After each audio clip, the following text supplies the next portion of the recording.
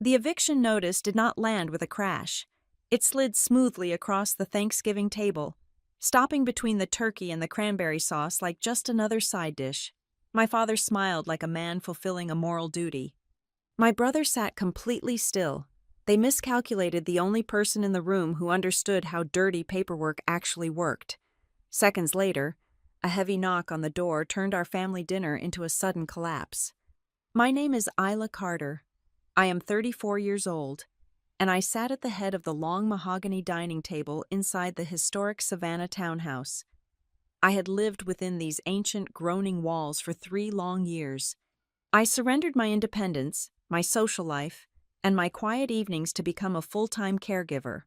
I spent those years measuring out blood pressure medications, adjusting oxygen valves, and watching my grandfather, Amos Carter, slowly fade from this world. Tonight, the grand dining room smelled of roasted turkey, browned butter sage, and the expensive perfumes of our guests. Yet, beneath it all, I could still detect the faint, lingering scent of clinical antiseptic that had defined my life for 36 months. The massive crystal chandelier above us cast a warm, golden glow over a dinner party I had never wanted to attend. My father, Dean Carter, insisted on hosting a massive crowd for Thanksgiving this year. He orchestrated the event with the precision of a stage director, treating the family holiday like a press conference.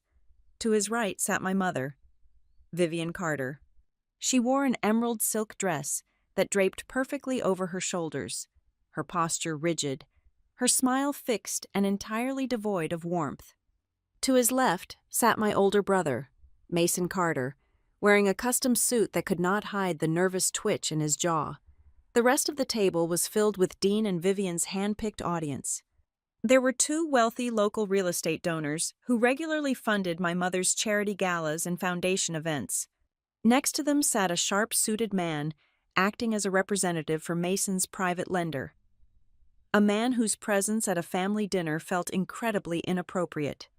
The remaining seats held a few familiar socialite faces, people who drank our expensive wine and nodded along to my father's boastful anecdotes. They were perfectly blind to the rot eating away at the foundation of our family. This was not a holiday meal meant for gratitude. It was a staged exhibition of prosperity, dominance, and control.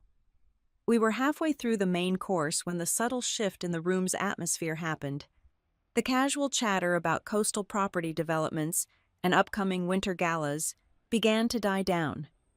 Dean wiped his mouth slowly with a white linen napkin, folded it neatly, and placed it beside his plate. He reached into the inner breast pocket of his tailored suit jacket and pulled out a thick cream envelope. He placed the envelope on the polished wood of the table. With a slow, deliberate movement of his index finger, he pushed it down the length of the table. The paper slid silently past the silver gravy boat, past the crystal wine glasses, and came to a dead stop right next to my dinner plate. I stared at the blank paper. The room grew unnaturally quiet. The clinking of silverware ceased. "You have 10 days to vacate the premises," Dean said. His voice was perfectly level, stripped of any paternal warmth or hesitation. He spoke to me as if I were a troublesome tenant who had finally overstayed a very generous welcome. "Mason needs a clean asset to start over." I looked from the sealed envelope to my father. He was casually cutting a piece of white meat, not even bothering to hold my gaze. He felt entirely justified in his action. He felt completely safe. Vivian chimed in from across the table, playing her part flawlessly. She did not raise her voice. She never raised her voice. She took a delicate sip of her white wine, placed the delicate glass down, and offered me a smile of polite, calculated cruelty. "Be a mature adult about this, Isla," she instructed me, her tone dripping with polished condescension. "This is a business decision. It is not emotional." I shifted my attention away from my parents and looked at Mason. My older brother could not even bring himself to look at me. He sat hunched over his expensive plate, his face pale and glistening with a thin, cold layer of sweat. He was not eating. He was staring down at his lap, where his phone rested on his thigh. His thumbs twitched rapidly. He kept refreshing his screen, waiting for a message or a financial confirmation that absolutely had to happen tonight. He needed me out of this house so desperately that his hands physically shook under the table. I reached out and picked up the thick cream envelope. The paper felt heavy and textured, a stark contrast to the cheap, dirty intent hidden inside it. I broke the wax seal with my thumbnail and pulled out the single sheet of paper. It was a formal, legally binding notice of eviction. My eyes scanned the dense legal jargon, the bold black headings, and finally settled at the very bottom of the page. I looked closely at the authorization signature. I looked at the blue notary stamp pressed into the bottom right corner. A cold, incredibly sharp clarity washed over my entire body. In my line of work, I stared at hundreds of property documents every single week. I hunted for inconsistencies for a living. I knew exactly what a legitimate legal filing looked like, and more importantly, I knew exactly what a desperate, rushed forgery looked like. The notary stamp on this eviction notice was entirely wrong. The ink distribution was too perfect, clearly printed directly from a high-resolution digital file, rather than physically stamped by human hands. The authorization signature belonged to a shell entity I recognized immediately. It was the exact same shell company from a massive fraudulent housing claim I had reviewed just 2 days ago. It was a sloppy fake. My family had used the exact same dirty paperwork network to try and force me out of my grandfather's house. They thought I was just the quiet, obedient daughter who stayed behind to change bedpans and administer medication. They completely miscalculated the only person in the room who actually understood how real estate fraud operated at a federal level. I folded the paper precisely along its original crease. I slipped it back into the cream envelope and placed it neatly beside my fork. I did not scream. I did not cry. I did not throw my wine glass across the room or demand a tearful explanation from the people who were supposed to love me. I looked directly at my father, letting the heavy silence stretch until the wealthy donors and the private lender shifted uncomfortably in their mahogany chairs. "If you all want to do this fast," I said, keeping my voice low and terrifyingly calm, dropping the temperature of the entire room, "then let us do it fast." Dean frowned deeply, visibly confused by my complete lack of hysterics. He opened his mouth, likely preparing to deliver another scripted line about familial duty and necessary sacrifice for the greater good of the Carter name. He never got the chance to speak. 3 seconds later, the solid oak front door of the townhouse shuddered violently. A deafening series of blows echoed through the grand foyer, shaking the heavy framed portraits hanging on the hallway walls. The sound ripped through the quiet dining room like a physical blow. Before anyone could even stand up from their chairs, the front door gave way with a sickening crack, heavy. Tactical boots hit the hardwood floor in unison. Men and women wearing dark jackets with large yellow letters printed across their backs flooded the hallway. Federal agents. They swarmed the grand entryway in seconds, their voices barking loud. Sharp commands that instantly shattered the pristine illusion of our Thanksgiving dinner. They carried metal clipboards, empty evidence bags, and a freshly signed federal search warrant. Dean dropped his silver fork. It clattered loudly against his fine china plate. The color completely drained from his face as he stared in absolute horror at the armed agents entering his carefully curated sanctuary. In his immense arrogance, he had wanted a room full of respectable witnesses to watch my humiliation. He had absolutely no idea that by serving me that forged document, a document directly tied to a massive federal fraud ring, right in front of a table full of people, he had just handed the authorities the final piece of evidence they needed. The raid had officially begun, and the elaborate trap my father built for me had just snapped completely shut on his own neck. 3 years ago, my grandfather Amos Carter suffered a mild stroke that fundamentally altered the trajectory of our entire family. He had always been a towering figure in my life, a man of incredibly sharp intellect and unshakable resolve. The stroke did not destroy his brilliant mind, but it betrayed his aging body. His physical decline was not a sudden, dramatic plunge, but a long, agonizingly slow descent. When he was finally discharged from the inpatient rehabilitation center, the family held a brief, intensely uncomfortable meeting in the downstairs parlor. Dean, Vivian, and Mason all stared at the antique Persian rugs, offering a chorus of vague excuses about their demanding executive schedules, crucial upcoming business quarters, and fragile emotional capacities. None of them were willing to disrupt their perfectly curated, affluent lives to learn how to change a bedpan or monitor an oxygen tank. I did not argue with them, nor did I beg for their help. I simply packed up my quiet, independent apartment across town, surrendered my lease, and moved into the guest bedroom down the hall from his master suite. I became his full-time world. I did not abandon my professional career. However, I absolutely could not afford to lose my grip on the outside world.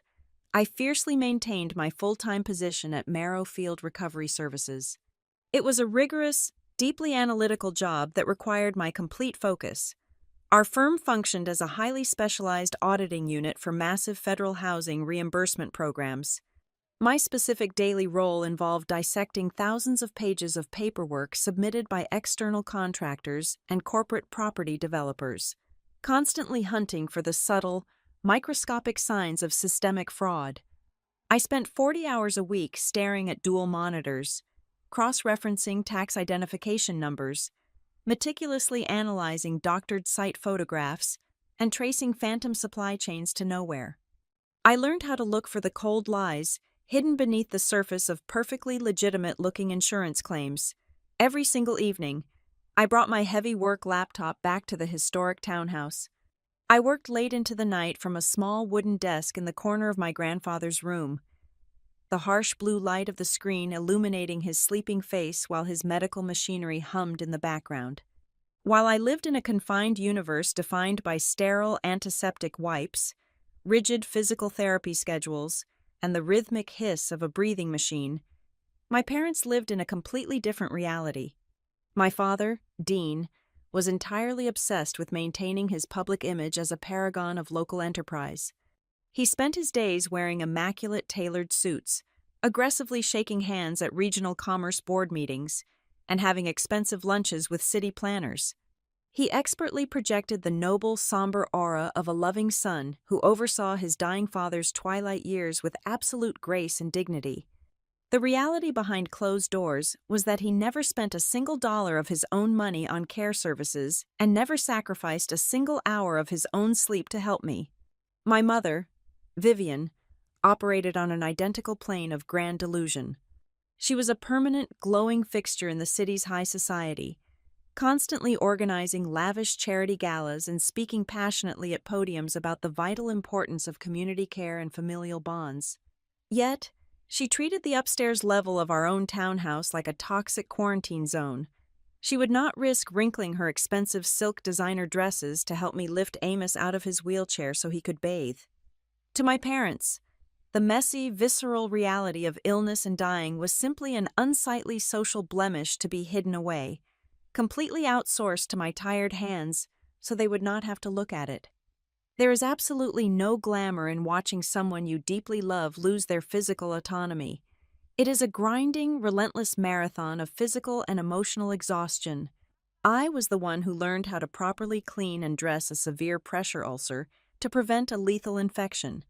I was the one who managed the incredibly complex matrix of his daily medications, setting loud alarms on my phone for 2 a.m, 4 a.m, and 6 a.m just to administer pills.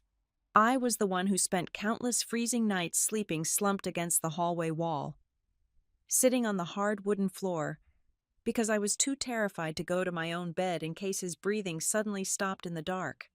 I sacrificed my own comfort, my relationships, and my youth to ensure Amos Carter lived his final years with unbroken human dignity. I made sure his clothes were always clean, his hair was neatly combed, and his mind was engaged in conversation, even when his body completely refused to cooperate. I gave him the fundamental respect his own son and daughter flatly refused to offer. My older brother Mason treated his familial visits like mandatory, highly annoying corporate check-ins. He would appear in the bedroom doorway roughly once every 4 weeks, usually reeking of expensive cologne and manic, nervous energy. He almost never sat down in the visitor chair. He would pace relentlessly at the foot of the bed and loudly pitch his latest grandiose investment schemes to a man who could barely sit up unassisted. Mason threw around trendy industry buzzwords like cheap confetti. He talked endlessly about heritage renovation projects, adaptive community housing initiatives, and high-yield urban real estate redevelopment. He painted himself as a brilliant visionary builder of the future. But the absolute truth of Mason's hollow character was always evident in his actions. During those rare, painfully brief visits, he never once stayed long enough to carry an empty water glass down to the kitchen sink. He never once offered to clear away a discarded medicine tray. He desperately wanted the financial legacy and power of the Carter name, but he was entirely repulsed by the actual, grueling work required to honor it. As the grueling months slowly bled into long years, a fundamental, sickening shift occurred in how my family perceived me. I ceased to be a daughter or a sister in their eyes. I quietly devolved into a highly functional piece of household furniture. I became something reliable and useful when they required a medical update for their wealthy social circles, but I remained entirely invisible when they simply did not want to acknowledge their own profound selfishness. The disrespect they showed me was almost never a loud argument or a violent screaming match. It was far more insidious than that. It was a steady, quiet, daily degradation of my worth as a human being. I would often overhear Vivian talking on the phone in the parlor, sighing softly as she referred to me to her friends as the girl who stayed behind, deliberately framing my intense devotion as a tragic lack of personal ambition or career drive. When distant acquaintances or neighbors praised my sacrifice, Dean would casually brush the compliments off, stating firmly that I was simply doing my expected duty as a woman of the family. Mason was easily the cruelest of them all.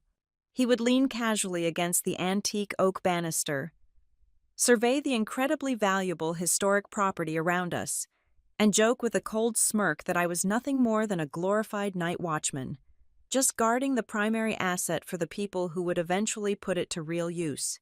I absorbed every single dismissive comment, every rolled eye, and every subtle insult in absolute silence. What they completely failed to comprehend was that my silence was never submission. It was pure, unfiltered observation. Working at Marrow Field Recovery Services had systematically trained my brain to recognize hidden patterns of deception, and I soon realized that the harsh, cynical lessons of my profession applied perfectly to the blood relatives walking through my own hallways. I learned that the most destructive and dangerous predators in the world do not kick down your front door or scream violent threats in your face. The truly dangerous ones operate entirely in the bright light of day. They use pristine, cleanly typed, legally binding paperwork. They speak in soft, highly reasonable, impeccably polite voices.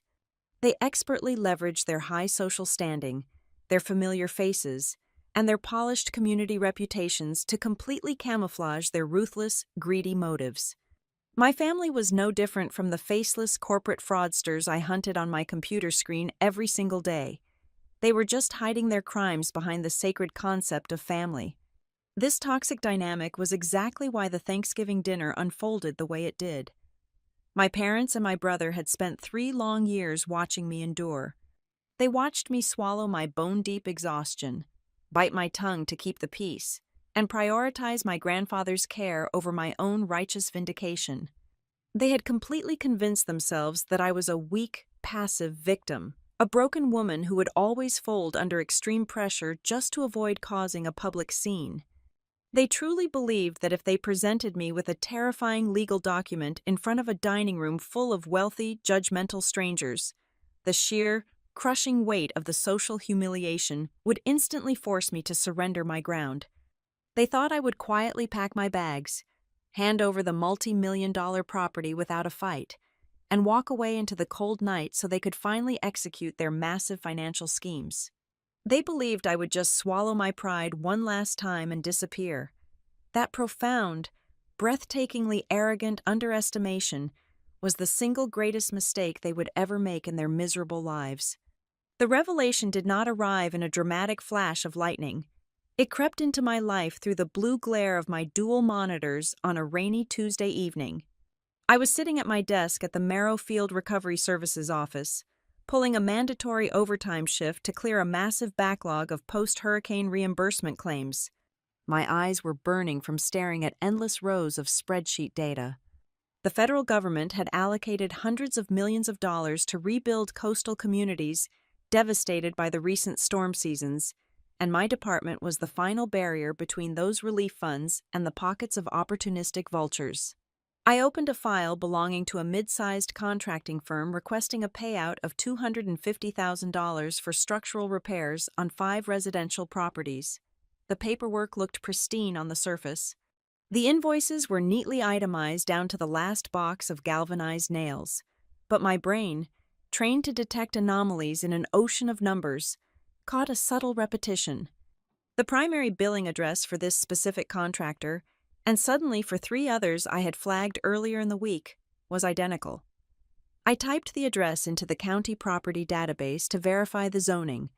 The result that populated the screen made my blood run cold. It was the carriage house, the small, converted brick structure sitting directly behind our own family estate, a building that currently housed nothing but old patio furniture and a broken lawnmower. I stopped breathing for a moment. I leaned closer to the screen, the cursor blinking mockingly against the stark white background. I opened a new search window and began running the names of the managing partners listed on those contractor applications. That single thread began to unravel a massive, rotting tapestry. Over the next 48 hours, I barely slept. I bypassed the standard auditing software and dove directly into the state corporate registry. I found a labyrinth of shell companies, limited liability corporations registered to dead-end mailboxes and vacant lots. They all shared different names, different registered agents, and different colorful logos, but the digital breadcrumbs all led back to a single centralized source. They were all subcontractors feeding into my brother's flagship real estate initiative.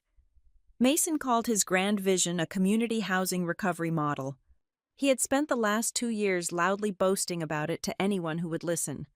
The prospectus he handed out at networking events promised to buy up storm-damaged properties in low-income neighborhoods, renovate them using local labor, and return them to the community at affordable rates. It sounded noble. It sounded like the kind of visionary leadership the Carter family prided themselves on. The digital files told a completely different story. I pulled up the mandatory inspection photographs submitted to release the federal funds. At first glance, they showed newly hung drywall, freshly poured concrete foundations, and upgraded electrical panels. But when I magnified the images and ran them through a basic metadata extractor, the lie became glaringly obvious. They were using the exact same photographs for multiple properties. They simply cropped the edges, applied different digital filters, or mirrored the image horizontally to make it look like a different room. The official municipal inspection signatures were crude digital splices, literally cut and pasted from public records onto the approval forms. Even worse, when I cross-referenced the geographic parcel codes listed on the reimbursement requests, more than half of them did not match the actual property owners. Mason was claiming federal relief money to rebuild houses he did not even own. He was bleeding the recovery fund dry, pocketing hundreds of thousands of dollars for phantom construction work. My first instinct was to assume Mason was simply incompetent. I desperately wanted to believe he had hired a crooked project manager and was too lazy to oversee the daily operations. But as I dug deeper into the financial architecture of the scheme, the shadows of my parents began to emerge. My father was a cautious man. Dean never put his actual signature on a direct funding application. He was far too smart to leave his fingerprints on the murder weapon, but his presence was everywhere in the peripheral documentation. I found his name buried in the meeting minutes of supposed advisory boards. I found copies of letters he had written on his official corporate letterhead, providing robust financial guarantees that allowed Mason's empty shell companies to secure massive lines of credit. Dean was leveraging his pristine reputation in the local business community to vouch for a complete fabrication. He was sitting in high-level meetings with venture capitalists, assuring them of the project's integrity, while knowing perfectly well there were no real houses being rebuilt. He provided the necessary corporate camouflage. And then there was my mother, Vivian was the one who gilded the entire rotting structure. While Mason forged the documents and Dean secured the leverage, Vivian controlled the narrative. I found internal emails coordinating her lavish charity events with the release of Mason's press statements. She was the one who wrote the tear-jerking speeches about a family reviving forgotten neighborhoods. She organized black-tie fundraising dinners where wealthy donors wrote massive checks, completely blinded by the dazzling smile of a prominent socialite. She constructed an impenetrable shield of philanthropy around a criminal enterprise. Who would ever dare to audit a family so deeply committed to the public good? I sat in the dark of my office, surrounded by printed pages of undeniable proof. My hands were shaking. I spent days trying to rationalize what I was looking at. I tried to convince myself this was just sloppy corporate governance, aggressive tax maneuvering, or a misguided business venture gone horribly wrong. I tried to cling to the absolute last shred of naive hope that my family was just greedy, not criminal. That fragile hope shattered completely on a Thursday afternoon.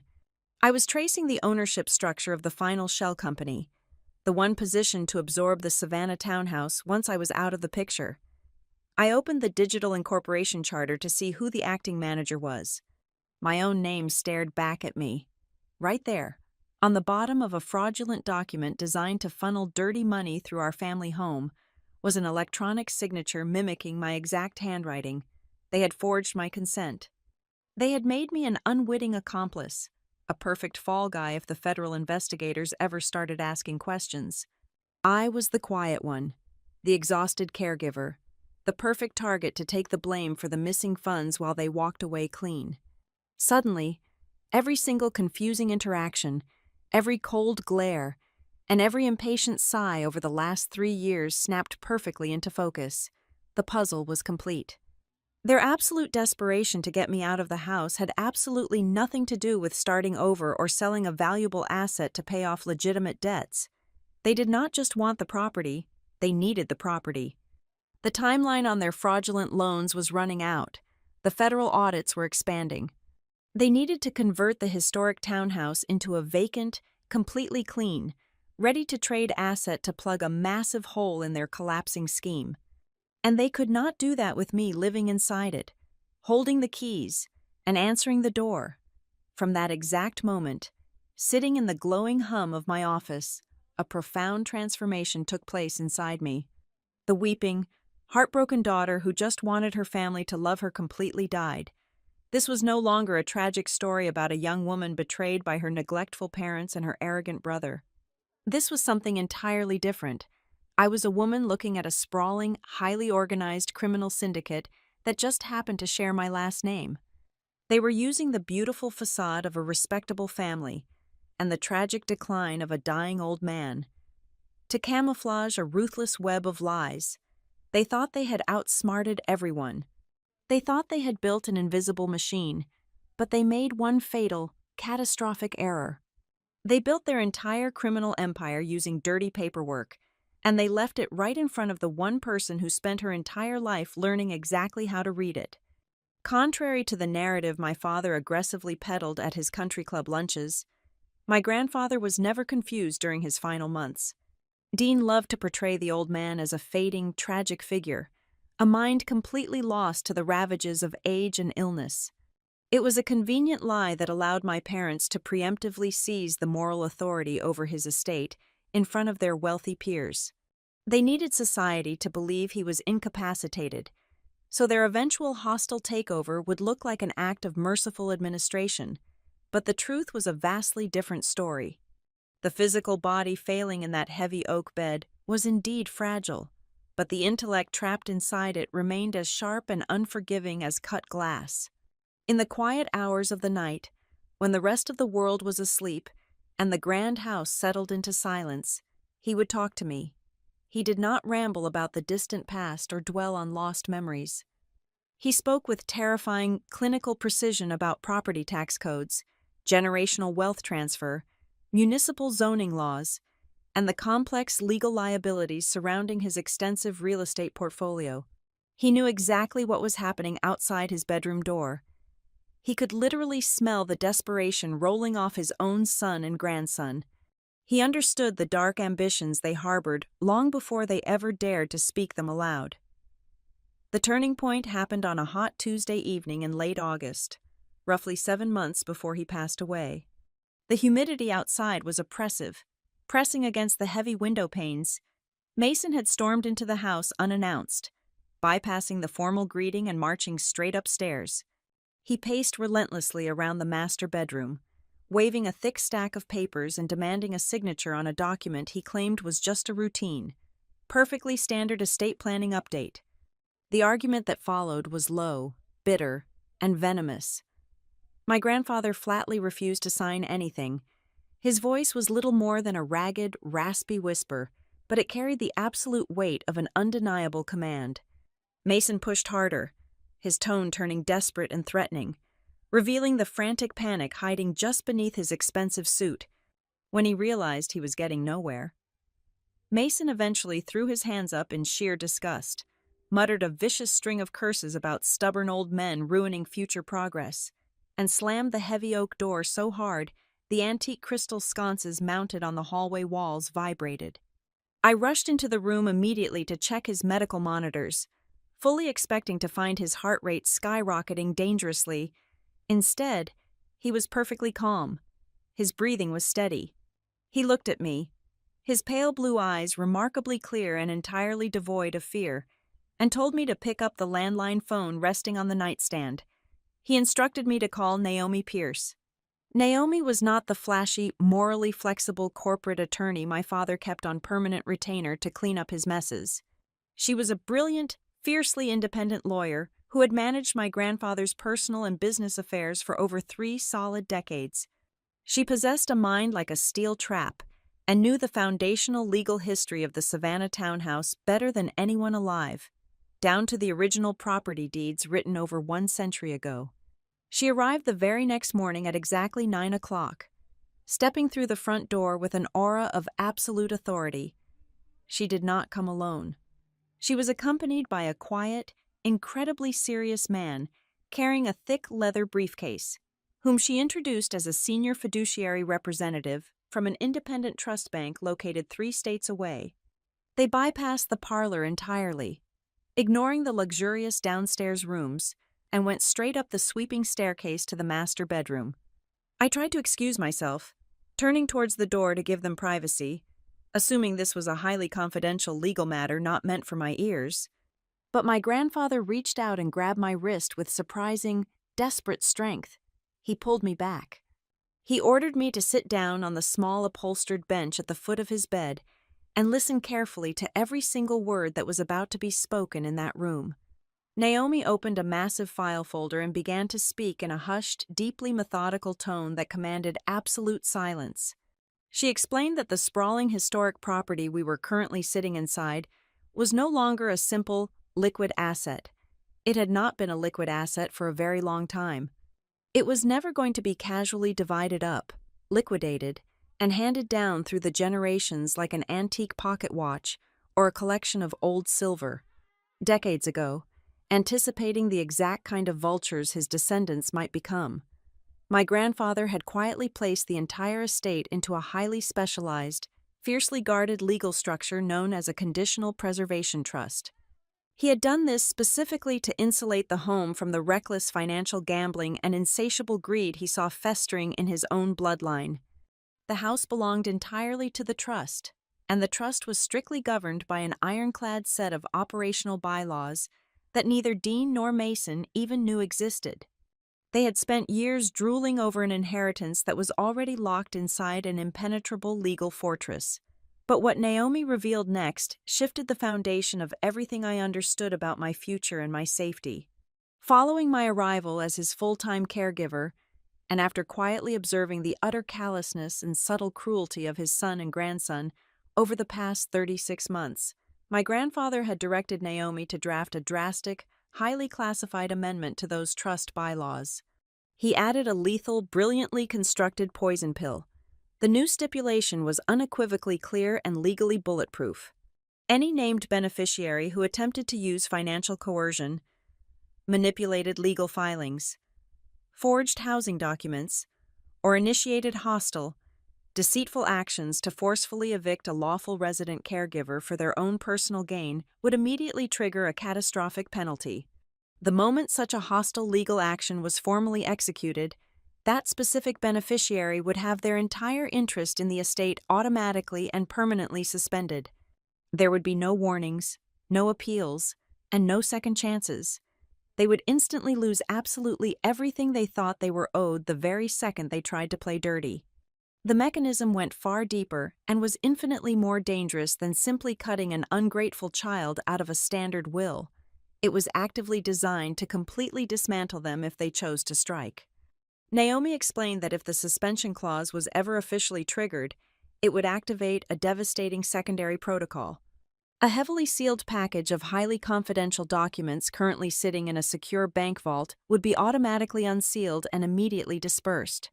This package contained detailed historical financial statements, internal family memos my grandfather had saved, a comprehensive list of suspicious shell companies he had quietly been tracking alongside my own discoveries, and a sworn, notarized affidavit detailing his profound suspicions regarding Mason's fraudulent real estate ventures. The entire package would be formally handed over to the external trustee bank and an independent legal counsel for aggressive, mandatory review. It was a beautifully, ruthlessly designed dead man's switch. My grandfather knew he could not physically stop their criminal greed while he was lying in a hospital bed. So he built an invisible trap that would snap shut violently long after he was buried. Before Naomi and the bank representative packed up their briefcases that morning, they set up a small digital camera on a sturdy tripod at the end of his bed.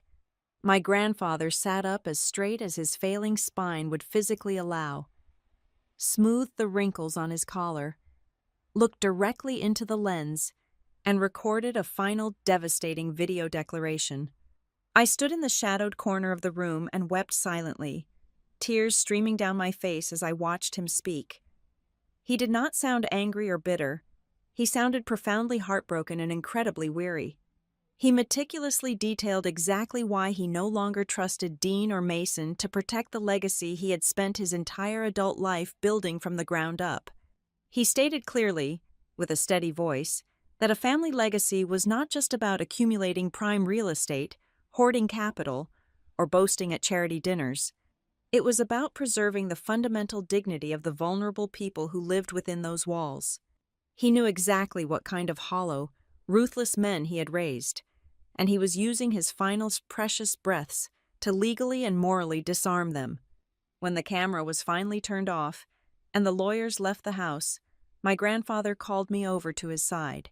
He held my hand tightly in his frail grip and made me promise to fully understand what he had just done.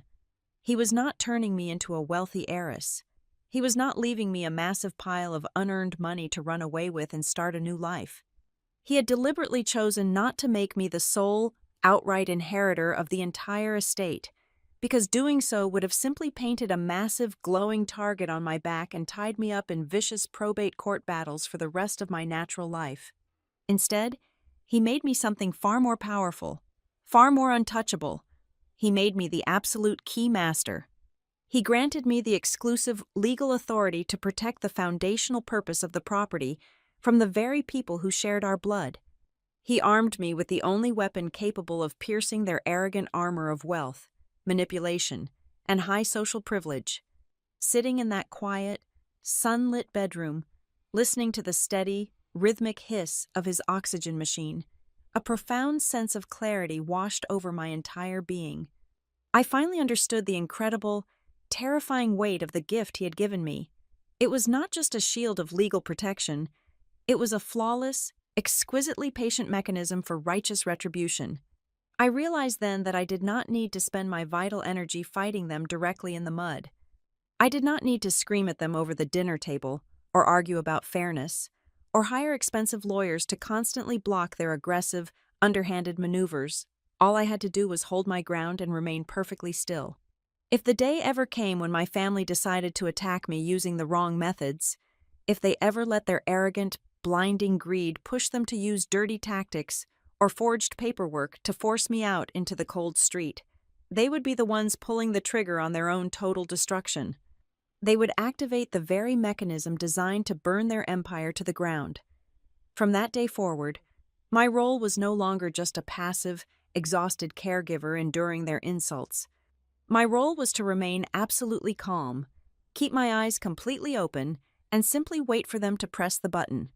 The weeks following my grandfather's funeral were defined by a profound, suffocating silence inside the historic townhouse, broken only by the frantic, chaotic scrambling of my family out in the corporate world. My father had walked away from the graveside service fully expecting a rapid, entirely seamless transition of power and wealth. Dean anticipated a brief, highly agreeable meeting with a local probate judge, a few swift signatures on standard release forms, and the immediate, uncontested transfer of the valuable property deed directly into his primary corporate holding company. Instead, he collided violently with the absolute legal brick wall Naomi Pierce had so carefully constructed. The property was locked tight inside the Conditional Preservation Trust. Dean learned very quickly and very painfully that he could not casually sell the house to a developer. He could not leverage it to secure a commercial mortgage. He could not even legally represent the estate in a minor local zoning dispute without explicit or written confirmation from the independent fiduciary board located 3 states away. He was utterly furious, completely humiliated behind closed doors, but he was legally paralyzed. Outwardly, I did not escalate the conflict. I played the exact part they desperately wanted and expected me to play. I remained quietly inside the massive, empty house. I paid the exorbitant monthly utility bills out of my own modest checking account. I kept the original hardwood floors meticulously polished, and I maintained the sprawling front garden just as Amos had liked it when he was well. Whenever my parents dropped by unannounced, supposedly to inspect the premises but truly to intimidate me, I offered them nothing but weak smiles, lowered shoulders, and tired eyes.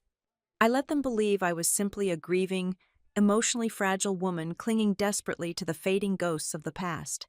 I needed them to think my refusal to pack my bags was rooted entirely in pathetic, irrational sentimentality, rather than cold, calculated strategy. Mason, however, did not have the luxury of time to humor my supposed grief. His sprawling, entirely fraudulent development empire was beginning to severely fracture under its own massive, rotting weight. Through the highly secure informational channels Naomi helped me establish, I learned that my brother was drowning in invisible debt. He was desperately trying to secure a massive commercial bridge loan and finalize a complex debt restructuring agreement just to keep his various shell companies afloat for another quarter. But his private lenders were growing increasingly suspicious of his empty promises. They demanded solid, highly liquid, tangible collateral before they would release another single dime into his accounts. They needed the townhouse, but they needed it legally categorized as a clean asset, completely free of any current residence, holding periods, or legal encumbrances. As long as I was living inside that house, establishing a lawful residency and quietly paying the maintenance costs, the property was entirely useless to his financial survival. His sheer desperation began to bleed through his previously flawless, arrogant facade. While Mason sweated through his tailored designer suits, Naomi and I made our first silent, devastating move. We did not go to the local municipal police department, where my father had deep, entrenched political connections, expensive golf buddies, and favors he could easily call in to bury an investigation. We went straight into the federal labyrinth. We compiled a highly sanitized preliminary dossier containing the overlapping vendor addresses and the highly suspicious inspection photographs I had originally discovered at work. Naomi filed the thick packet through a deeply protected, heavily encrypted federal whistleblower program. It was a perfectly calculated drop. We provided just enough smoke to legally force the investigating agencies to open an active surveillance file, but we intentionally held back the absolute, undeniable proof. We needed the federal agents actively watching the board, tracking the wire transfers, and monitoring the communications, but we were absolutely not ready for them to flip the table just yet. Then, the universe handed me the exact weapon I needed to finish the job. It arrived in the form of a terrified, deeply exhausted man named Eli Mercer. Eli was Mason's former chief financial officer. He had abruptly resigned from the development firm exactly 6 months prior, officially citing vague, stress-related health issues. The absolute reality was that Eli had discovered exactly what I had discovered, but he had seen it from the inside of the machine. We met late one evening at a brightly lit, completely unremarkable diner on the far outskirts of the city, miles away from any restaurant my mother's wealthy social circles would ever frequent.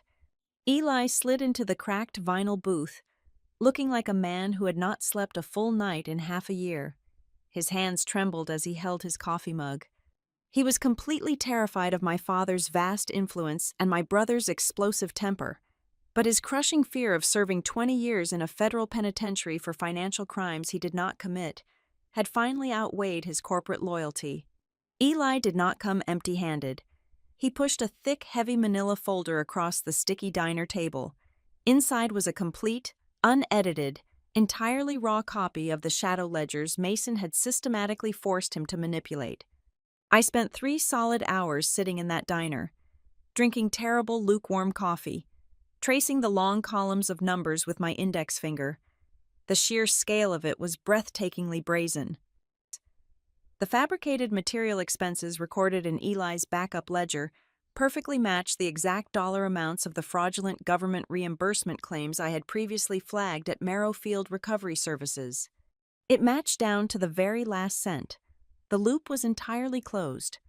I now held the internal financial records proving my brother was actively stealing, and I held the external government files proving exactly where he was stealing the money from. I could have completely destroyed them right then and there. I could have handed the manila folder directly to Naomi, authorized the final, unredacted whistleblower release, and safely watched the federal indictments roll in from the quiet security of my office desk. But I deeply understood the highly dangerous psychology of the people I was dealing with. My family possessed vast, liquid financial resources and an army of aggressive defense attorneys. If I attacked them from the outside, while they were still on their guard and feeling powerful, they would simply tie the evidence up in grueling, endless procedural litigation for 10 straight years. They would viciously attack Eli's character, claiming he was just a disgruntled, unstable former employee seeking petty revenge. They would hire experts to claim my findings at work were purely circumstantial accounting errors. I needed something far more concrete than matching spreadsheets. I needed them to commit a fatal, undeniable felony in broad daylight, a crime tying their massive financial fraud directly to their malicious, personal intent against me. I had to let them continue to believe I was completely defeated. People utterly blinded by their own towering arrogance always make their most catastrophic, life-ruining mistakes when they are absolutely convinced they have backed their prey into a dark corner with no possible route of escape. I needed to stand perfectly still, lower my head, and let them build the gallows entirely by themselves. The final, fatal piece of their elaborate trap fell right into place on a crisp, deeply cold Tuesday afternoon. My cell phone vibrated loudly on my office desk. The screen displayed Vivian's name. I let the phone ring exactly 3 times before I finally answered, consciously making sure to inject just the right amount of hesitation, submission, and emotional weariness into my voice. My mother spoke with a sickeningly sweet, entirely synthetic warmth that made my skin crawl. She did not ask how I was doing. She did not ask if I was still grieving the loss of her own father. She simply announced, in a tone that brokered absolutely no refusal, that Dean was hosting a grand Thanksgiving dinner at their new estate, and she insisted that I attend. She flawlessly pitched the invitation as a generous olive branch, gently suggesting that it was finally time for the entire family to put aside our recent, unfortunate tensions, heal our minor emotional fractures, and sit down at the table to talk like civilized adults. I listened to the smooth, highly practiced, completely hollow cadence of her voice, and I felt a cold, sharp smile spread slowly across my face. I knew exactly what this phone call actually was. They had entirely exhausted their polite, informal requests. Mason's vital bridge loan was likely expiring within a matter of days. They needed me physically out of the historic townhouse immediately, and they knew they entirely lacked the legitimate legal authority to do it through the Preservation Trust. They had clearly resorted to creating their own dirty, forged paperwork, and they desperately needed a very public, very humiliating stage to serve it to me. They truly believed the sheer, suffocating social pressure of a crowded dining room filled with their wealthy peers would force my immediate, tearful surrender. I did not argue with her. I did not ask for a private, quiet meeting instead. I told my mother, keeping my voice soft and perfectly compliant, that I would be absolutely delighted to attend her holiday dinner. I agreed immediately because I knew with absolute certainty that they were desperate for a public performance, and I was finally ready to give them one they would remember for the rest of their ruined lives. The dining room was not simply decorated for a holiday meal. It was meticulously staged by my mother as a theater of absolute victory. Vivian had ordered the domestic staff to polish the heavy antique heirloom silver until it gleamed like weaponry under the light of a dozen towering white wax candles. The floral centerpieces were excessively tall, designed specifically to force the carefully selected guests to look upward, reinforcing a subtle psychological dominance over the entire room. Every single person sitting at that long, polished mahogany table had been expressly invited to serve as an unwitting juror and a compliant witness to the final transfer of power within the Carter family. The air smelled of rich roasted meats and heavily spiced wine, but underneath the luxurious aromas, the room was suffocatingly tense. My father did not slide the thick cream eviction notice across the table out of sudden anger or a momentary lapse in social etiquette. Dean was a man who calculated every single public breath he took. He positioned himself at the absolute head of the table, commanding the attention of the room before he made his move. He deliberately delivered the legal document in front of these highly influential community members because he required their pristine social reputations to validate his cruelty. He needed them to testify, if ever asked by a judge in the future, that I had been treated with absolute civility and given proper formal notice. He wanted a captive audience to watch him formally sever my emotional attachment to the property. He truly believed that if he humiliated me in front of the local financial elite, I would be far too paralyzed by shame to mount any kind of legal defense. He thought the sheer weight of public embarrassment would crush my will to fight. From directly across the table, my brother could not contain his desperate, greedy relief. Mason actually raised his crystal wine glass in a silent, entirely premature toast to his own perceived brilliance. A thin sheen of nervous sweat coated his forehead. He took a deep, greedy swallow of the expensive vintage red wine, his dark eyes locked intensely onto the envelope resting beside my dinner plate. In his deeply arrogant and fractured mind, the grand game was already officially won. He firmly believed that my immediate, forced departure from the estate would instantly cure his catastrophic financial hemorrhaging. He thought that forcing me out into the cold winter night would magically satisfy his private lenders and finalize the massive commercial bridge loan currently collapsing under his feet. He was silently celebrating his own salvation, entirely blind to the executioner standing right behind his chair. I did not raise my voice.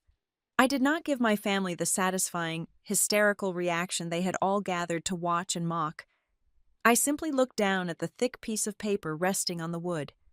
My eyes bypassed the grand, intimidating legal threats printed in bold letters and focused entirely on the microscopic administrative details.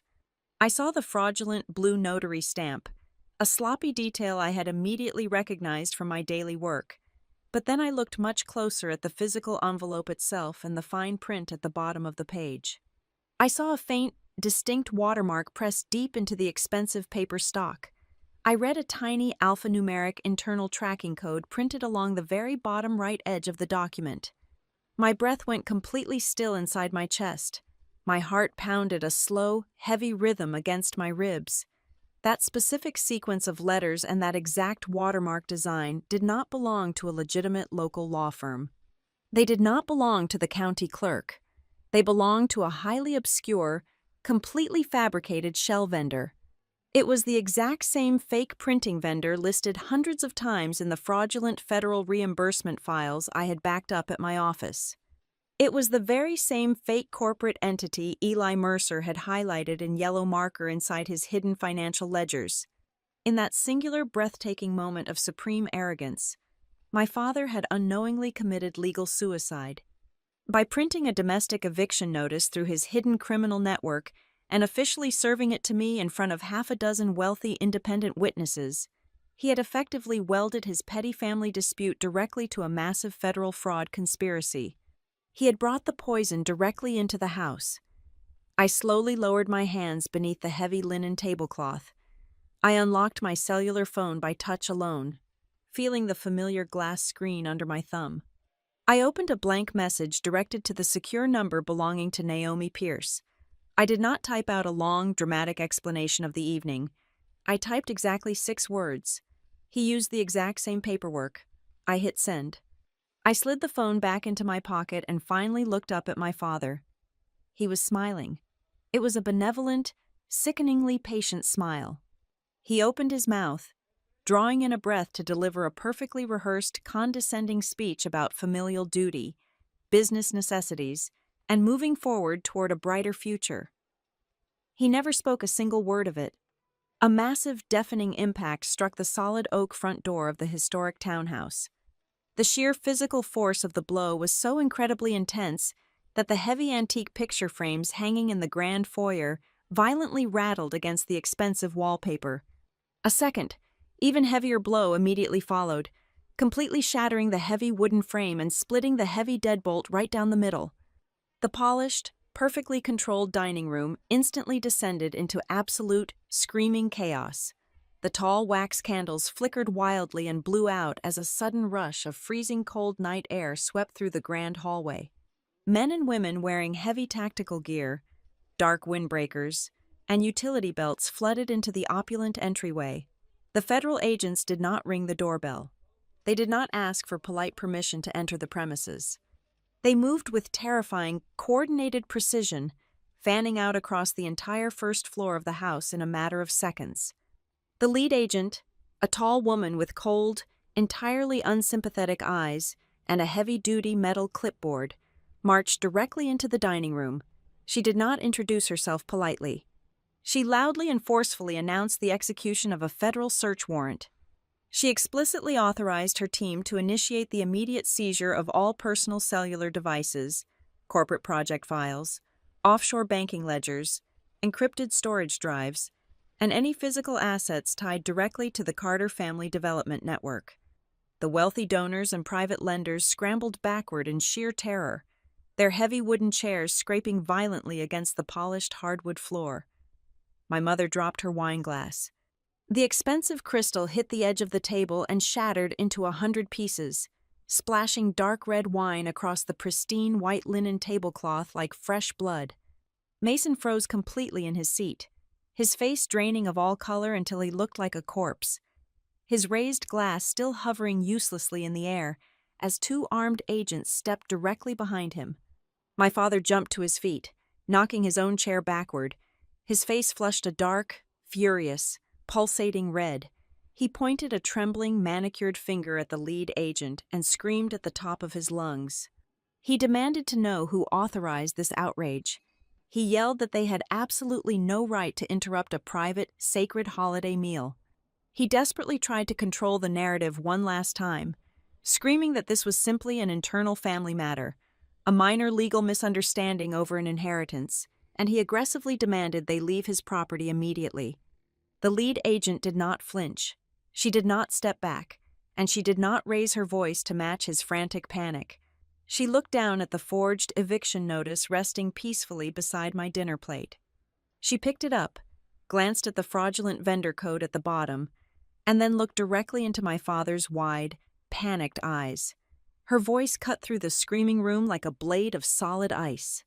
She told him, slowly and clearly, that the situation ceased to be a simple family matter the exact second he decided to forge federal financial documents using this very house as his primary tool. The rage shattered the Thanksgiving dinner, but it did not immediately hand me the victory I had envisioned. When the federal agents finally marched out of the historic townhouse in the early hours of the morning, they left behind a suffocating, altered reality. Large sections of my grandfather's home, including the downstairs parlor and the formal study, were cordoned off with heavy evidence tape. All of our immediate domestic bank accounts were temporarily frozen by court order. By Monday morning, the local Savannah newspapers were already running deliberately vague but highly damaging front-page columns. They did not explicitly name the federal charges yet, but they aggressively whispered about a prominent, historical local family suddenly caught in the crosshairs of a major government investigation. The pristine Carter name was finally bleeding in public. However, my family did not collapse in a heap of remorse. The battle simply mutated from a sudden, violent ambush into a prolonged, incredibly sophisticated psychological war. My mother, Vivian, reacted to the catastrophe exactly as a seasoned public relations executive would. She felt absolutely no guilt over the forged documents or the stolen federal funds. Instead, she immediately launched a vicious underground damage control campaign. She spent her days having very quiet, very strategic lunches at the country club. She sat across from the most influential gossips in the city, dabbing her dry eyes with a silk handkerchief, and spun a brilliant, utterly toxic narrative. Vivian told anyone who would listen that the immense, crushing grief of losing my grandfather had completely broken my mind. She painted me not as a whistleblower, but as a deeply unstable, bitter daughter who was lashing out at her own loving family simply because she had been left out of the primary inheritance. She weaponized my years of quiet isolation and turned them into proof of my supposed mental fragility. Simultaneously, my father leveraged every single political connection and golf course friendship he had cultivated over the last 3 decades. Dean worked the phones relentlessly, desperately trying to reframe a massive, multi-million-dollar federal fraud ring into a petty, blown-up domestic inheritance dispute. He called the local district attorneys he had previously funded. He pressured the municipal judges he had campaigned for. He wanted the city's elite to view the federal raid as an embarrassing overreach by aggressive out-of-town bureaucrats who did not understand how local business was done. He even sent indirect messages to me through mutual acquaintances, heavily implying that if I simply dropped my end of the hostilities and retracted my statements, he would generously forgive my outburst to save the sacred honor of our family name. He genuinely believed that if he squeezed my social standing hard enough, I would eventually crack. Mason was granted a conditional release on bail within the first 48 hours, largely due to my father rapidly liquidating several untouched offshore assets to cover the massive bond. But my brother was not retreating to lick his wounds. He was completely out of his mind with panic. Through a private investigator, Naomi Pierce had quietly retained on my behalf. We tracked Mason's immediate movements upon his release. He did not go to his lawyer's office, and he did not go home to sleep. He drove straight to a private marina on the eastern edge of the city. He was frantically trying to access a rented storage locker down by the docks. He was searching for a specific encrypted hard drive and a digital cold wallet holding heavily laundered cryptocurrency. In his fractured reality, he firmly believed that recovering those hidden digital assets would somehow magically save his sinking corporate empire from total bankruptcy. A year ago, I might have driven down to that marina myself. I might have confronted him on the wooden docks, screaming and demanding answers, trying to force him to feel the profound shame he deserved. But I had completely stopped playing by the rules of emotional family drama. I did not confront him. I did not shed a single tear. I simply picked up the phone, called Naomi, and gave her the exact address of the marina, the locker number, and the time of his arrival. Naomi instantly relayed the geographical coordinates directly to the lead federal investigator. I let the authorities handle my brother. I let the law wrap tightly around his neck, while I remained completely detached. While my mother poisoned my reputation and my brother chased digital ghosts, I continued digging through the chaotic aftermath inside the townhouse. The federal agents had missed a small, locked mahogany humidor tucked away on the top shelf of my father's closet. I broke the brass lock open with a hammer and found a stack of heavily redacted bank correspondence. Reading through the crisp pages, I uncovered a terrifying new layer to their scheme. Dean had not just forged the eviction notice to get me out of the house. 3 months prior, he had submitted a completely fraudulent corporate resolution to a private wealth management firm, attempting to open a massive, unsecured line of credit directly against the Preservation Trust. The eviction notice on Thanksgiving was never a spontaneous act of cruelty. It was merely the second crucial step in a heavily premeditated, multi-stage plan to entirely drain the estate's value before the fiduciary board ever realized what was happening. The most agonizing part of this new reality, however, was fighting the war on two entirely separate fronts. The federal government was slowly building a devastating criminal case against my family, but the municipal wheels of justice moved at a completely different, stubbornly blind pace. Because my father had successfully filed the fake eviction paperwork with the county clerk before the raid occurred, the legal demand for my removal still actively existed in the local court system. I was technically still fighting a ticking clock to avoid being forcefully removed by the county sheriff. I had to spend my mornings sitting in a sterile, fluorescent-lit municipal courthouse with Naomi, filing endless injunctions and presenting the federal search warrants just to prove the eviction order was entirely based on a criminal forgery. Then, I had to spend my afternoons walking through the historic district, feeling the cold, burning stares of my neighbors. I could hear the whispers stopping the exact second I entered a coffee shop. I could feel the heavy, suffocating weight of Vivian's smear campaign isolating me from the community I had lived in for years. They looked at me like I was a traitor, a vicious daughter who had destroyed her prominent, respectable parents out of pure, unadulterated spite. The narrative had completely shifted. This was no longer a simple story about a loyal caregiver getting her rightful revenge on a neglectful family. The explosive climax of the raid had faded, replaced by a grueling, incredibly exhausting war of attrition. It became a brutal test of endurance. It was a question of whether a single woman possessed the sheer psychological fortitude to stand absolutely firm while her personal reputation was dragged through the mud and the very roof over her head remained in a terrifying legal gray area. My family was wounded, heavily bleeding, and completely exposed, but they were still breathing. And a cornered predator with nothing left to lose is infinitely more dangerous than one who still believes he is the absolute king of the jungle. The deepest wounds inflicted by my family did not come from their loud, public declarations of war. The most lethal strike was the one they had meticulously sharpened in the dark, far away from the blinding lights of the federal raid. While my father raged against the local judges, and my brother scrambled to hide his digital assets, my mother maintained her flawless facade of a grieving, deeply wronged matriarch. But Vivian's polished armor cracked from the absolute last direction she ever expected. My next unexpected ally arrived silently on a dreary Thursday afternoon.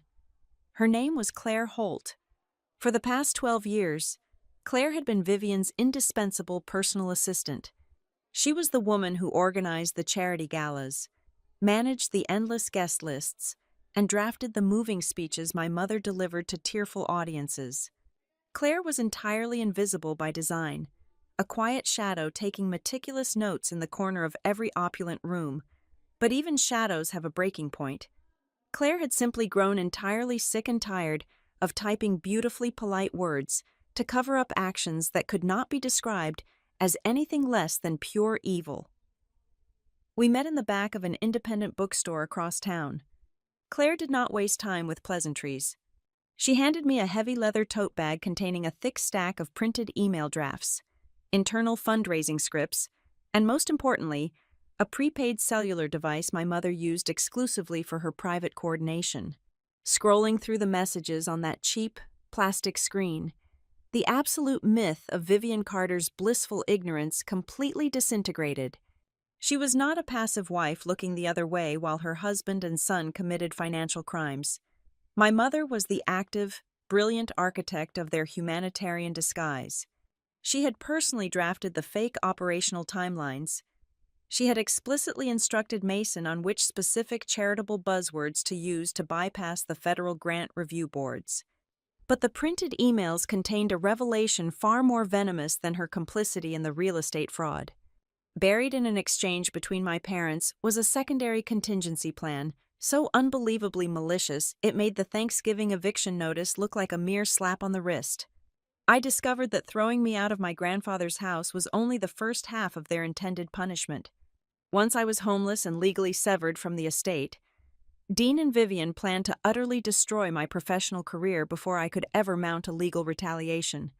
They had carefully co-authored an anonymous complaint addressed directly to the executive board of Marrow Field Recovery Services. The letter was a masterpiece of character assassination. It falsely claimed that I was illegally accessing highly sensitive, classified federal data from my office computer to extort my own wealthy family for a larger inheritance. They were going to frame me as a rogue, criminal employee, ensuring I would be immediately terminated, stripped of my professional credentials, and likely prosecuted. They wanted to sever my income, destroy my credibility, and leave me completely destitute, ensuring no judge or investigator would ever believe a single word I said. I did not wait for their ticking time bomb to explode. The very next morning, before the local post office even opened to process the mail, I voluntarily walked straight into the executive boardroom at Marrow Field Recovery Services. I sat down with the regional director and the head of our internal compliance division. I laid out the entire situation with absolute, unflinching transparency. I presented my officially documented, federally protected whistleblower registration. I showed them the exact timestamp channels I had used to report the fraud with Naomi Pierce. By exposing the truth first, I completely neutralized my family's preemptive strike. When my parents' anonymous letter inevitably arrived at the office 3 days later, it did not trigger a catastrophic internal investigation against me. It was immediately flagged as a malicious act of retaliation and handed straight over to the federal prosecutors to be added to their mounting pile of evidence. My parents had tried to bury me alive, and I had simply handed the authorities the shovel they used to dig the grave. The final, heartbreaking turning point in this sprawling war arrived via another woman who had narrowly escaped the Carter family's toxic orbit. Tessa Rowe was Mason's former fiancée. She was a brilliant architectural designer who had genuinely fallen in love with my brother, firmly believing in his passionate speeches about building equitable, dignified housing for the marginalized. She had broken off their engagement abruptly 6 months ago and moved out of the state, an event Vivian loudly blamed on Tessa being unable to handle the intense pressures of high society. The truth was much darker. Tessa flew back to Savannah silently and asked to meet me in Naomi's secure law office. She looked exhausted, carrying a heavy burden of guilt. She handed over a solid-state backup drive she had secretly copied before packing her bags.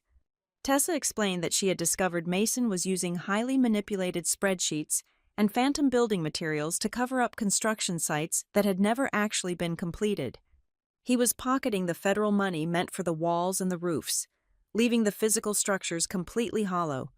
Naomi connected the drive to her secure terminal, and we opened the project files. One specific folder caught my eye, and what I saw inside completely shattered whatever remaining restraint I held toward my blood relatives. One of Mason's primary flagship projects, the one Vivian had used to secure hundreds of thousands of dollars in private donations, was a low-income residential facility designed specifically for elderly citizens with limited mobility. The financial ledgers falsely claimed that $500,000 had been spent upgrading the heating systems, reinforcing the roof, and installing medical-grade accessibility ramps. Tessa's hidden site photographs revealed the agonizing reality. The money had been entirely siphoned off.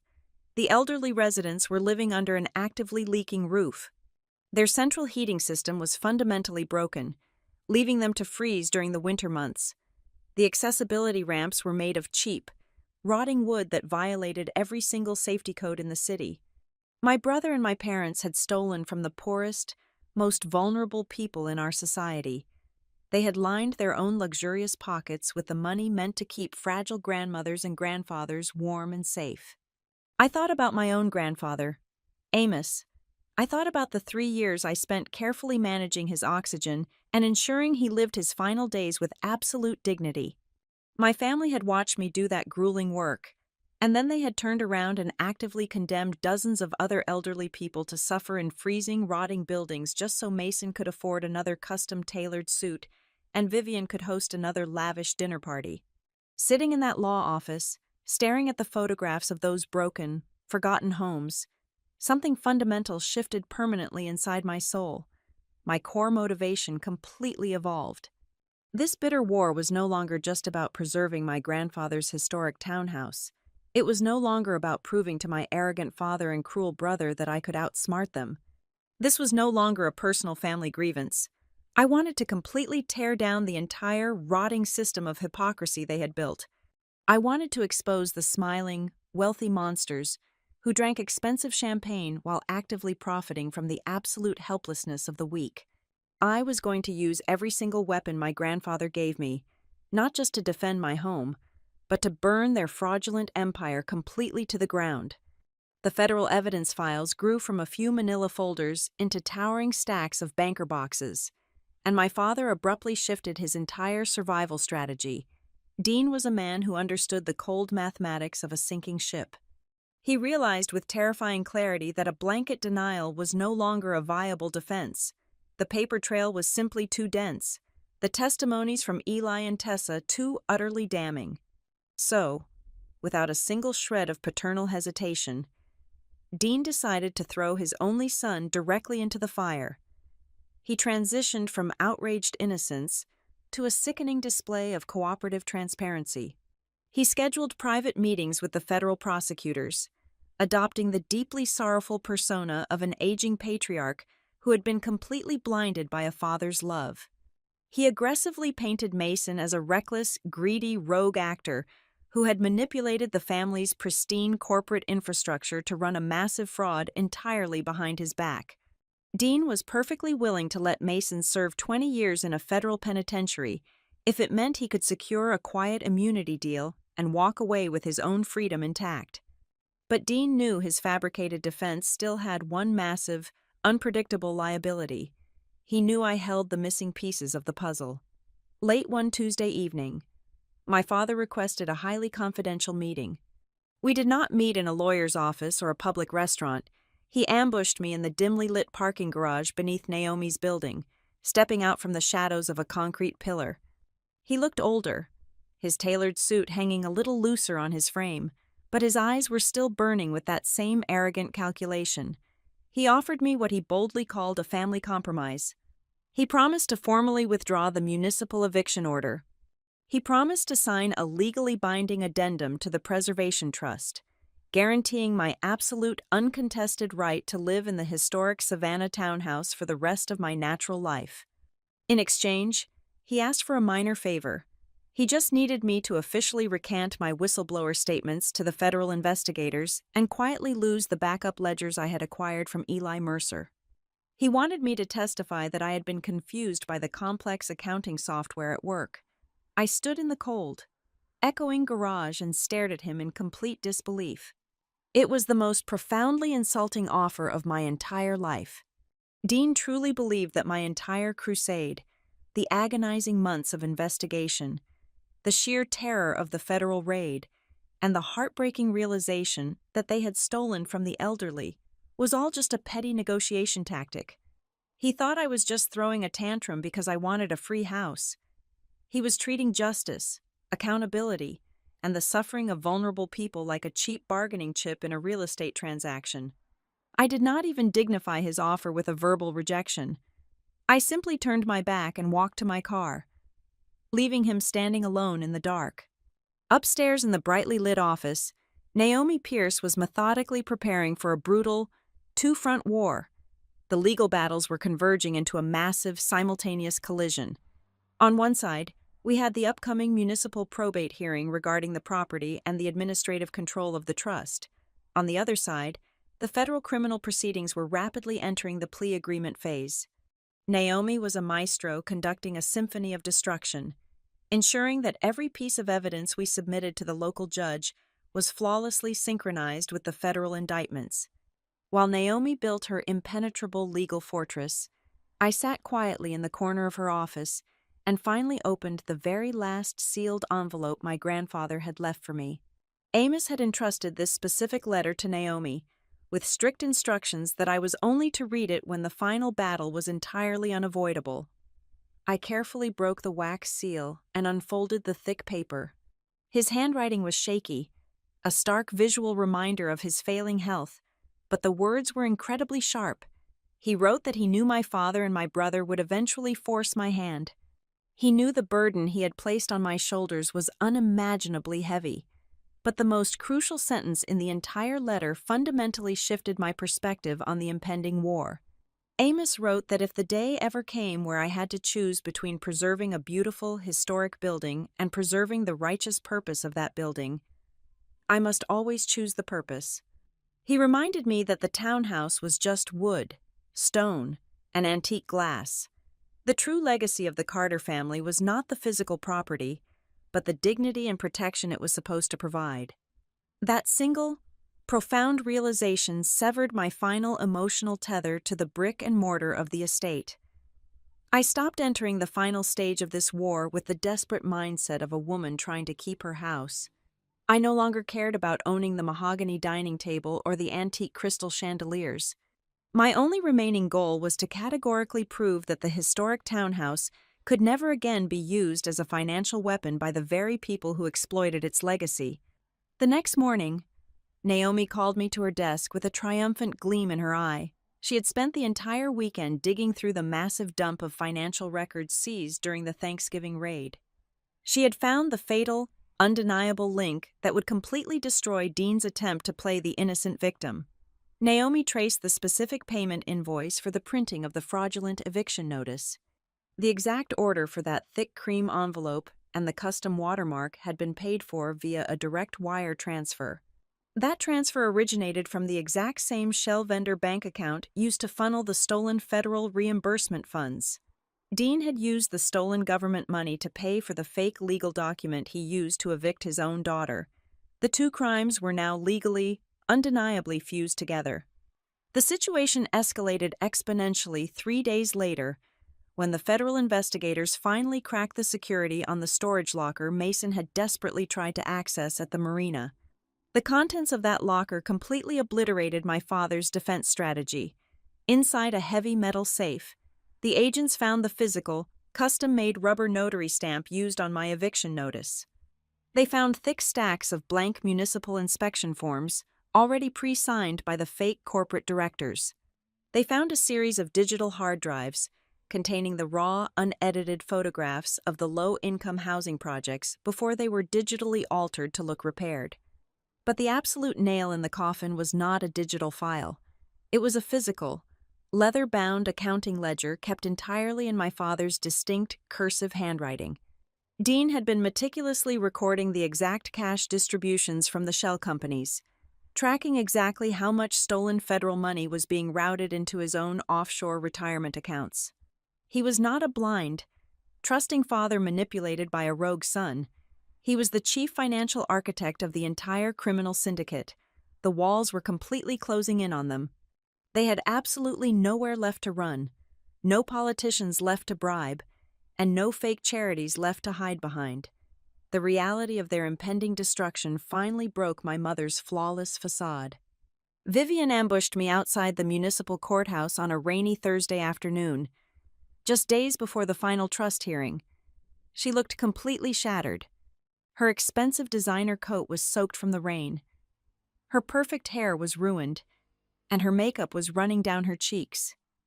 She grabbed my arm, tears streaming down her face, and delivered a desperate, pleading apology. She begged me to remember that we were a family. She pleaded with me to speak to the local judge and ask for leniency, claiming she simply could not survive in a federal prison. She tried to use the exact same emotional manipulation she had employed my entire life, banking on my deep, desperate need for her maternal love to save her own skin. I stood in the freezing rain and looked directly into my mother's eyes. For 34 years, I had craved her approval. I had allowed myself to be treated like a ghost, a servant, and an inconvenience, all because I was terrified of losing the only family I had. But looking at her now, trembling and begging on the wet pavement, I felt absolutely nothing. The fear was completely gone. I pulled my arm firmly out of her grasp. I did not scream at her, and I did not offer her a single word of comfort. I simply turned around and walked up the heavy stone steps of the courthouse, realizing with absolute clarity that this was the very first time in my entire life I was truly, completely unafraid of losing them. The final decisive confrontation did not happen in the shadows or through anonymous letters. It happened in the vast, incredibly imposing central courtroom of the federal building, a room lined with heavy oak panels and lit by massive, unyielding fluorescent lights. The presiding judge had agreed to an unusual, highly accelerated joint session, combining the municipal probate ruling on the preservation trust with the initial sentencing phase of the federal criminal case. The two intertwined nightmares were finally going to be resolved on the exact same afternoon. Dean Carter walked through the heavy wooden double doors of the courtroom wearing his most conservative dark charcoal suit. He moved with the slow, practiced, entirely unbothered grace of a man who still completely believed his own mythology. Even after the federal raid, the frozen accounts, and the damning evidence, he remained firmly convinced that his decades of carefully cultivated social capital would act as a magical shield. He sat at the defense table, leaning slightly forward, his hands resting calmly on the polished wood. When it was his turn to speak, he adopted the soft, trembling voice of an aging, deeply exhausted father. He looked directly at the judge and spun his final, desperate lie.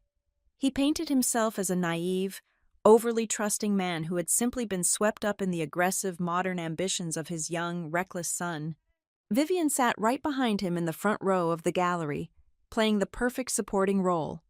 She wore a simple, unadorned black dress, staring down at her lap, perfectly projecting the image of a devoted wife who only ever handled the polite, social paperwork and had absolutely no genuine understanding of her family's complex financial architecture. I sat at the plaintiff's table next to Naomi Pierce. I did not glare at my parents. I did not interrupt my father's pathetic performance with loud, angry objections. I simply waited my turn. When I finally stood up and walked to the podium, I brought nothing but cold, undeniable mathematics. I did not speak about my broken heart or the emotional abuse I had endured. I walked the judge through an agonizingly detailed, chronological timeline.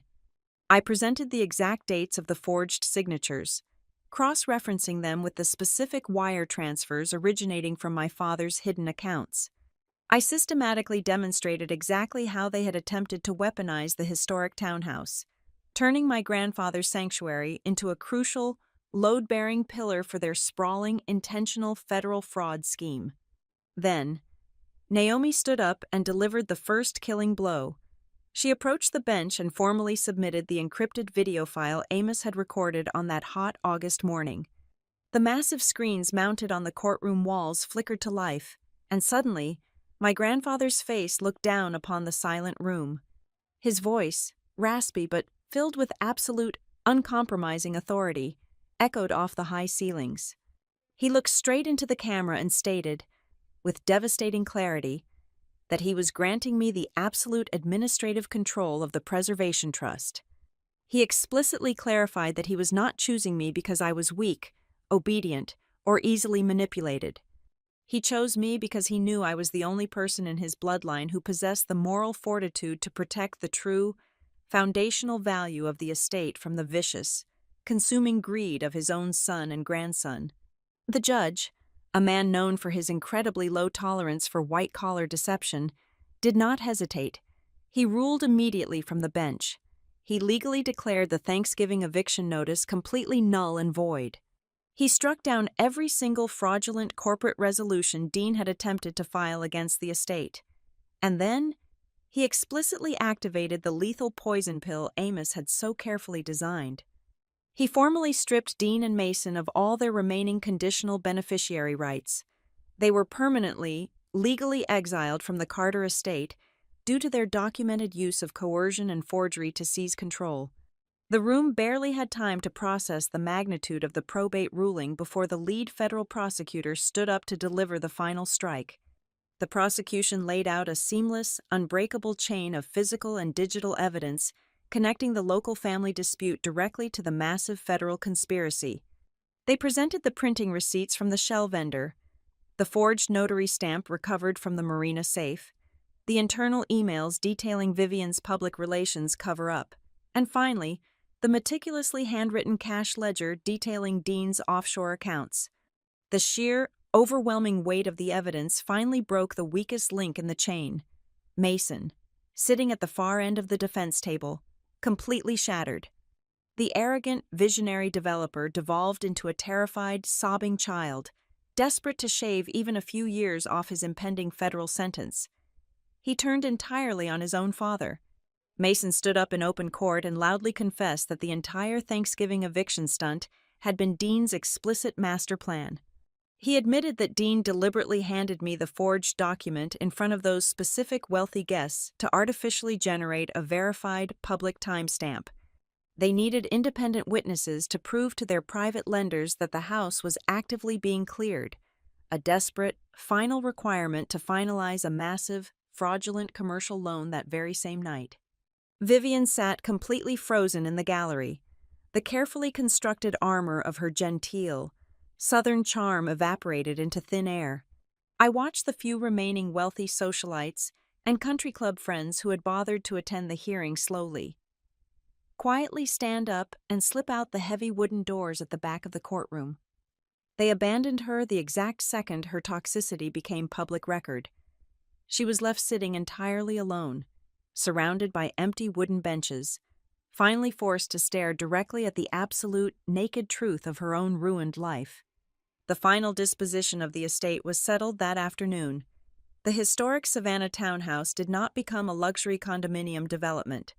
It did not become a trophy asset in my brother's fake portfolio, and it did not fund my father's offshore retirement. Following the strict, explicit guidelines established in my grandfather's trust, and with the full approval of the independent fiduciary board, the property was legally restructured and reborn. It was formally christened the Harbor Lantern House. It became a fully funded, short-term respite center and a dedicated legal advocacy clinic specifically designed to support exhausted family caregivers and protect vulnerable elderly citizens facing the exact same kind of predatory housing displacement my family had attempted. I became the permanent executive director, running the foundation exactly as Amos had intended. 1 year later, on the evening of Thanksgiving, I sat at the head of that exact same long mahogany dining table. The antique crystal chandelier cast the same warm, golden glow across the room, but this time, the chairs were not filled with wealthy donors, corrupt lenders, or people who shared my last name out of sheer, toxic obligation. The table was surrounded by the incredible people who had chosen to stand with me when the lights went out. Naomi Pierce sat to my right, laughing loudly at a joke Eli Mercer was telling from across the table. Tessa Rowe sat next to him, pouring wine for the dedicated staff members of the new foundation. The heavy cream envelope that had once been intended to destroy my life was no longer a symbol of deep, agonizing betrayal. It was securely framed and hanging in my downstairs office, serving as the ultimate, undeniable proof of the exact day I finally stopped being a silent, enduring victim and stood up to become the absolute keeper of the gate. Thank you so much for listening to this story today. I would love to know where in the world you are tuning in from. So please drop a comment below and let's share our thoughts together. Please remember to subscribe to the Maya Revenge Stories channel, leave a like on this video, and if you really enjoyed it, hit that hype button to help push this story out so even more people can hear it.